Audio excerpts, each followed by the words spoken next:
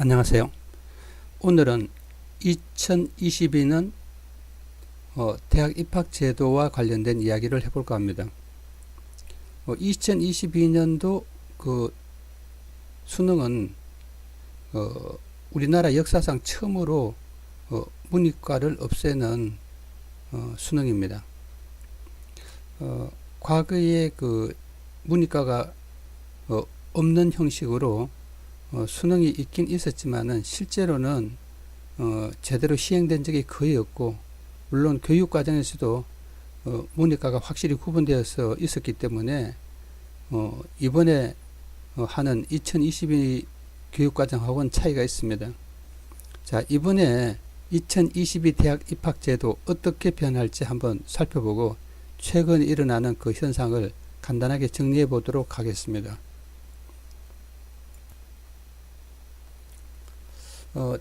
대입제도 개편 방안은 크게 네 분야로 나누어집니다. 첫 번째는 대입 전형 구조 개편이고, 두 번째는 수능 체제가 개편되고, 세 번째는 학생부 종합 공정성 제고의 어떤 변화가 일어납니다. 그 다음에 대학별 고사가 약간 개선됩니다.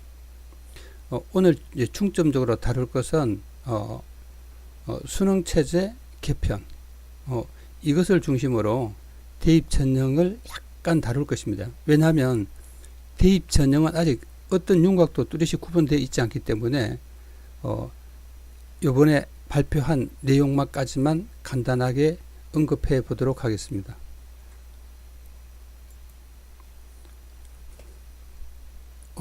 수능 체제는 교육부가 정하지만은 실제로 수능을 무엇을 시험을 칠지는 학생이 정하는 게 아니라 대학이 정합니다. 다시 말하면은 지금 여기에서 보는 바와 같이 아무리 그 교과부에서 수능의 어떤 형태를 정했다 하더라도 그 입시 전형이 이와 다르게 나오면은 학생은 별로 선택권이 없습니다. 그래서 여러분은 그 입시의 흐름을 잘 생각해서 판단을 하셔야 됩니다. 물론 지금 정부에서 계속 빨리 그 대학의 입시 전형을 발표하라고 말은 하지만 대학에서는 뚜렷한 말을 하지 않고 있습니다. 며칠 전에 서울 주요 국외 사립대학에서 2022 수능에서 자연계열 모집 단위를 수학과학 선택 과목을 지정했습니다. 여러분, 이 말은 뭐냐 하면 이과에 오려면 탐구 영역에서 과학 과목을 선택하라고 못을 박은 거예요. 이것은 바로 뭐냐 하면 공식적으로는 문이과가 없지만 실제적으로는 문과 이과가 구분되는 거예요. 그래서 지금 미래지향적인 그 문이과의 통합이라든가 그것은 뭐 흔히 하는 말로 물 건너간 것이죠. 확실하게 문이과 구분이 생기게 되는 것입니다. 실제로 이제 좀 더 서울대뿐만 아니라 다른 대학이 발표가 있어야 되지만 벌써 서울 주요 사립대에서 이렇게 발표가 되면 이건 뭐 대세가 그쪽으로 간다고 봐야 되겠죠. 자, 그래서 이거는 어떻게 보면은 교육의 앞으로 흐름을 본다면은 굉장히 흐름을 해치는 거예요.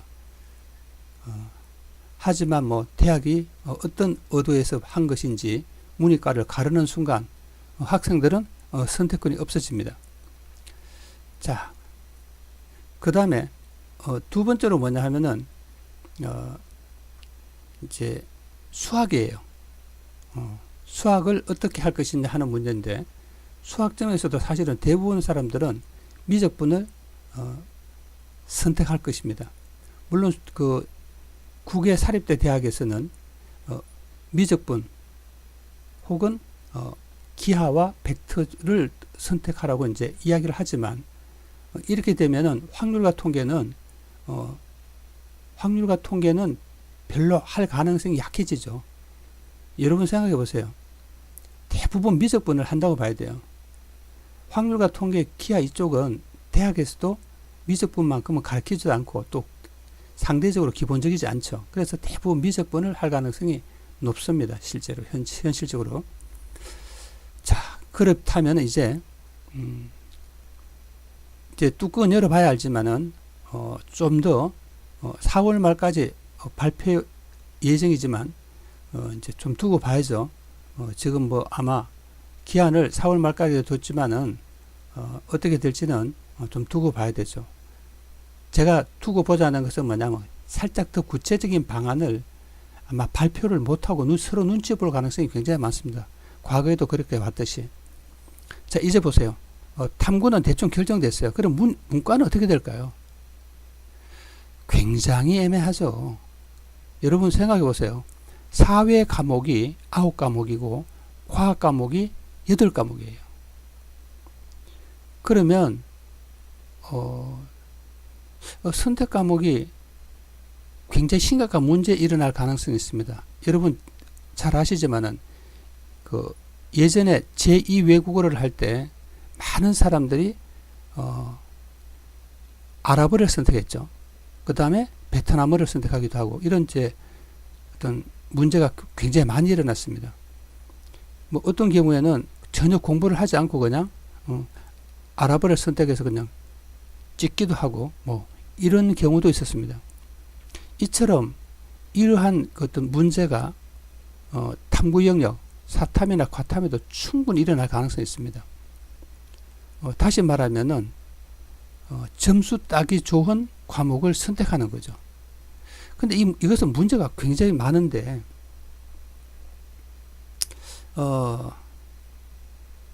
다시 말하면 아랍어나 베트남어에서 일어났던 문제가 탐구에도 그대로 일어난다고 보면 맞을 겁니다. 그래서 아마 눈치 작전이 굉장할 거예요. 아마 유례 없을 거예요. 왜냐하면 과목이 굉장히 많잖아요. 그렇죠? 네. 다시 말하면 사회 9과목, 과학 8과목 하면은 근데 물론 이제 과학은 뭐 과학 1, 2가 있으니까 2를 선택할 가능성은 없다고 보지만 그건 몰라요. 왜냐하면은 심지어 여러분 아랍어 같은 경우에는 아랍어 한번 강의 듣지도 않고 그냥 찍어서 점수를 얻은 적도 있기 때문에 우리 그건 한 번도 예측할 수가 없습니다. 그 다음에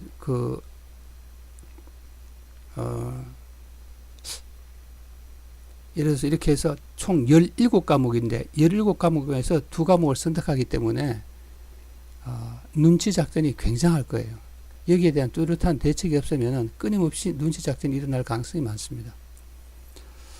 자, 어쨌든 정리를 하면 됐습니다. 여기까지를 정리를 하면은 상당수 많은 과에서 문이과가 나누어진다. 이건 거의 상위권 대학에서는 벌써 결정된 거예요. 거의. 그 다음 이제 서울대가 약간 변수가 있습니다만은 문이과가 나눠졌다는 게 이제 결정된 거예요. 그 다음에 이제 국어가 남았습니다. 국어도 이제 문제죠, 사실은. 독서하고 문학이 이제 공통이고 선택이 화법과 작문 혹은 언어와 매체 중에서 이제 선택을 하나 하는 거예요. 근데 여러분 이제 2021년에 보면 독서, 문학, 화법과 작문 그다음에 언어가 나오죠. 근데 이때 언어는 이게 문법인지 뭔지는 명쾌하지 않아요. 현재로서는. 근데 이제 그 당시에 발표를 할 때는 과거와 동일하게 출제한다고 했기 때문에 2020년의 수능은 문법이죠. 그렇죠? 문법이기 때문에 동일하다면 문법일 거예요. 근데 실제로 이제 교과부에서 발표를 할 때는 문법이라고 하지 않고 언어라고 했습니다. 다시 말하면 여러분 교과서가 언어와 매체죠. 언어와 매체 중에서 매체는 다루지 않고 언어만 다루겠다고 한 거예요.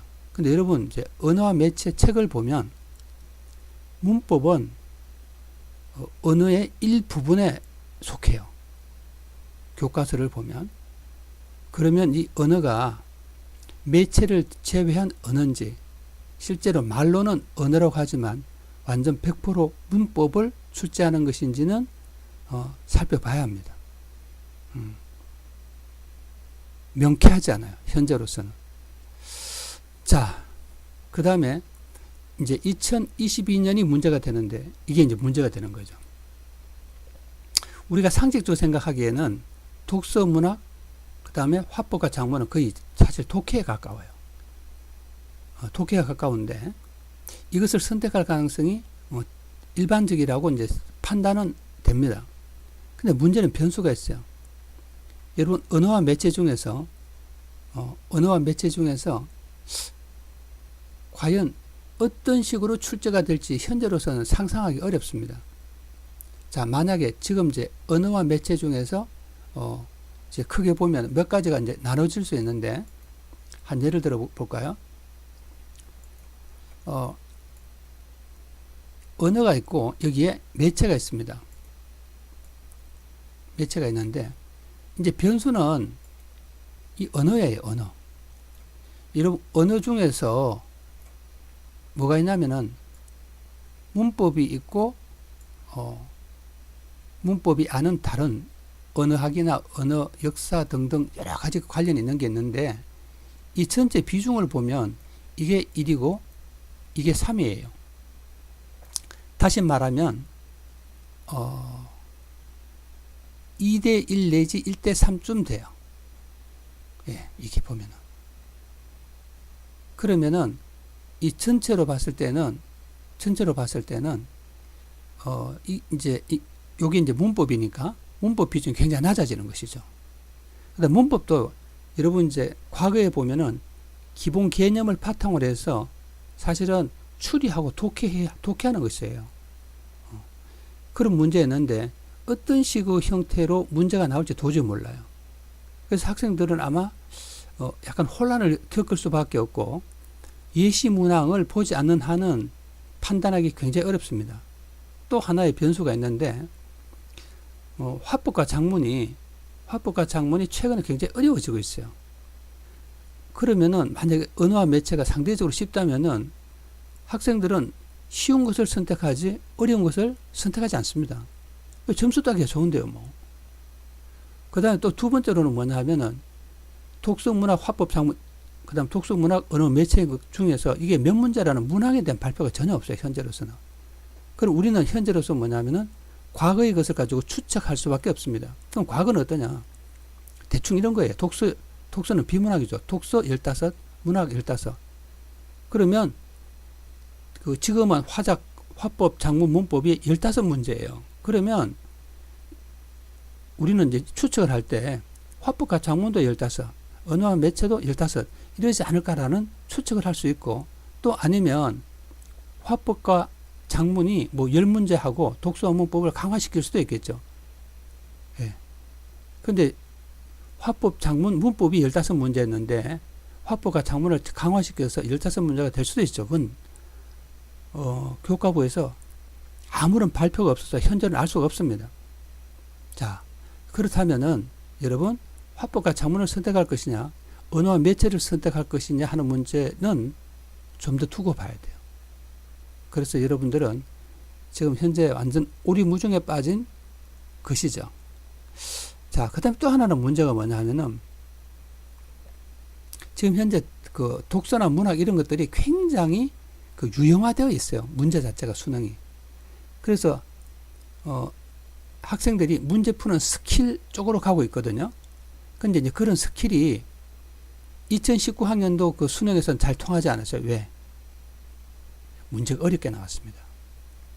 특히 최근에 국어는 독서, 다시 말하면 비문학 지문이 성부를 갈랐어요. 실제로, 현실적으로. 그 다음에 문학은 EBS 연계성이 워낙 높기 때문에 학생들이 전반적으로 쉽다고 느끼는 거예요. 상대적으로. 그 다음에 문제 유형이 패턴화되어 있고 단순하기 때문에 사실 맞추기가 좀 쉬워요. 근데 지금 현재 이 흐름으로 봤을 때는 이런 거죠. 대충 지난번에 84점 1등급인데 통상 그 대충 보면은 91, 92, 93, 93 이 선에서 1등급이 끊겨요. 그래서 여러분들은 앞으로는 그 교육부 방침도 문학을 약화시키는 게 중심이에요. 그럼 앞으로도 계속 뭐가 됩니까? 독서가 강화될 가능성이 많아요. 그 다음에 문제는 화법과 작문하고 언어와 매체 이것이 왜 선택 과목이 됐냐 하는 거예요. 원래는 화법과 작문을 하고 언어와 매체는 빠지려고 그랬어요. 원래. 다시 말하면 문법이 원래 거의 문법이 없어지려고 한 거예요. 그런데 지금 타협점으로서 화법과 작문과 언어와 매체 중에 선택 과목으로 만든 거예요. 그러면 언어와 매체와 관련된 사람이거나 그런데 이게 문제가 발생해요. 언어와 매체 중에서 아마 이 반은 언어학을 담당한 사람들이 들어올 것이고 반은 매체와 관련된 사람들이 아마 출제를 할 거예요. 출제 자체가 이제 갈라질 거예요. 그러면 언어 전공자와 매체 전공자 사이에 어떤 시소게임, 어떤 갈등이라고 할까, 자기의 어떤 입지를 굳히기 위한 그런 것도 충분히 일어날 수 있습니다. 이런 것들이 굉장히 변수죠. 예. 그래서 아마 2022년도는 크게 정리를 하면 이렇습니다. 첫째, 상위권에서는 문이과가 거의 확실히 갈라진다. 상위권에서는. 특히 의과대학이나 어떤 그런 상위권 대학에서는 언어와 매체가 확실히 갈라진다. 이게 첫 번째고, 그 다음에 국어 보면 화법과 작문, 언어와 매체 두 개 중에서 선택을 하는데 현재로서는 뚜렷한 윤곽을 찾기가 어렵다. 문제는 언어와 매체 출제자들이 문제를 상당히 쉽게 냈을 때 화법과 작문과의 형평성의 어떤 문제, 예를 들어서 점수가 만약에 언어 매체를 선택한 사람들이 점수를 올라가면은 상대적으로 화법과 작문 선택한 애들이 손해를 보면은 어떤 문제가 발생한다는 거죠. 그래서 아마 어느 것을 선택할까 어떤 저울질이 굉장히 많이 일어나고 전략적으로도 아마 선택할 것이다. 많은 고민하고 선택할 것이다 하는 문제. 그 다음에 이제 수학은 뭐 대부분 실제로 미적분이나 기하 중에 어떤 선택을 하라고 상위권 대학에서 서울 사립대 9개 대학에서 거의 뭐 결정을 한 거기 때문에 아마도 그 특별한 이과의 어떤 몇몇 과들은 아마 어쩔 수 없이 그 미적분이나 기하를 선택할 거예요. 물론 그렇게 하지 않아도 이런 게 없다 하더라도 이제 미적분이나 기하를 선택할 가능성이 많죠.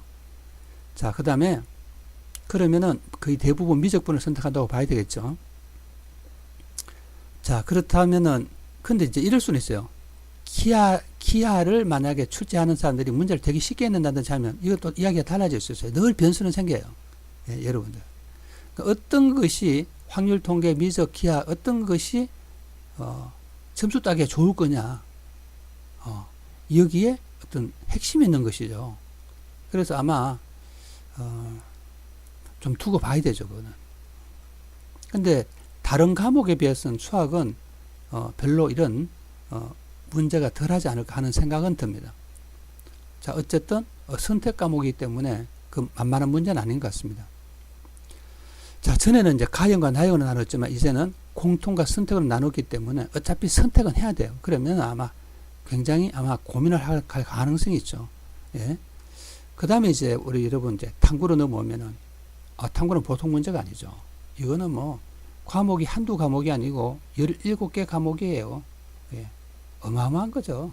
그래서 17개 과목 중에서 두 개를 계열 구분 없이 두 개를 선택하는 거예요. 그러면은 만약에 특별히 이제 사립국외대 뭐 자연계열 모집에서 과학을 두 개 선택해라고 말하지 않는 한은 여러분 이제 눈치 싸움이 굉장한 거죠.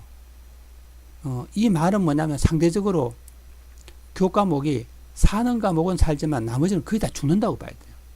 누가 그걸 선택하겠어요? 아무도 선택하지 않죠. 그래서 아마 그 막 진짜 그 쏠림 현상이 굉장히 강력하게 일어날 거예요. 근데 문제는 또 변수가 있어요.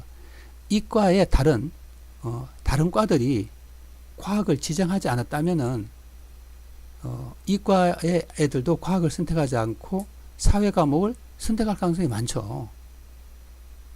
그건 두고 봐야 되는 거예요. 다시 말하면 사회 과목 중에서도 뭐냐면은 점수를 따기 쉬운 과목을 선택할 가능성이 많죠. 그래서 자, 2022 수능 오리무중이다. 그 다음에 두 번째로 문과 이과 통합은 사실 물 건너갔다. 이렇게 보시면 됩니다. 기본적으로. 예. 자, 다음에는 좀 더 새로운 소식으로 찾아뵙도록 하겠습니다. 감사합니다.